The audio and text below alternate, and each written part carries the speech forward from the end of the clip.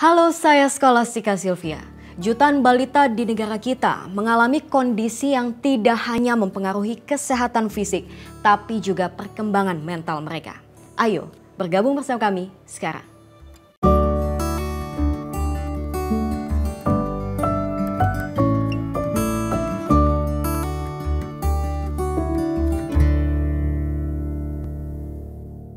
Dan hari ini sudah bersama saya Dr. Wiyarni Pambudi, dokter spesialis anak yang pada hari ini kita akan berdiskusi tentang stunting. Halo dok.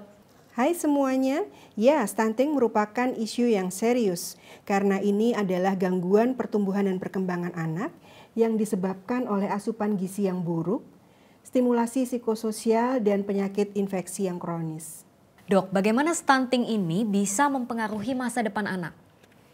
Ya, anak-anak stunting ini lebih mudah sakit. Dia akan mengalami penurunan prestasi akademik karena ada penurunan fungsi kecerdasan. Mereka juga mudah mengalami penyakit-penyakit kronis seperti penyakit jantung, penyakit diabetes mellitus, dan obesitas. Pilihan makanan yang tidak tepat juga dapat menyebabkan stunting. Jadi bisa dikatakan ini memang tidak sekedar jangka pendek ya dok ya, tapi punya konsekuensi yang banyak. Nah dok, kita punya sejumlah pertanyaan. Ini dia pertanyaan pertama.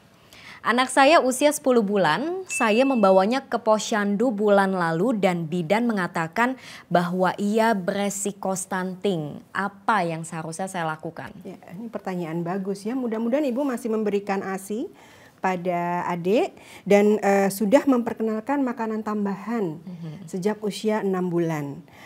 Sekarang putranya usia 10 bulan, maka dia akan membutuhkan makanan utama kurang lebih 125 ml sampai nanti bertahap naik menjadi 200 ml.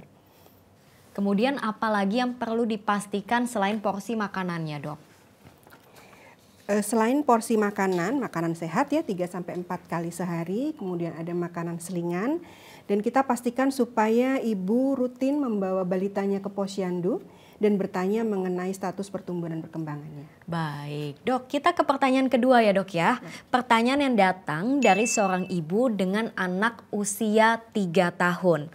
Dok, saya pikir tinggi badan berhubungan dengan orang tua. Jadi orang tua yang pendek, anaknya akan pendek. Sedangkan orang tua yang tinggi, anaknya akan tinggi. Bagaimana membedakan hal ini dengan stunting? Ya, pertanyaan yang bagus lagi ya ini. Tinggi badan orang tua tidak serta-merta akan mempengaruhi karena banyak hal yang ikut berperan, terutama asupan gizi, kemudian stimulasi dan juga faktor lingkungan lain. Jadi dok, bisa dikatakan bahwa lingkungan ini juga ikut berperan dok? Ya betul. Stunting selain terjadi karena gizi buruk, ada juga lingkungan yang berperan. Misalnya karena kekurangan air bersih, karena praktek kebersihan yang tidak baik, dan juga karena sanitasi yang buruk.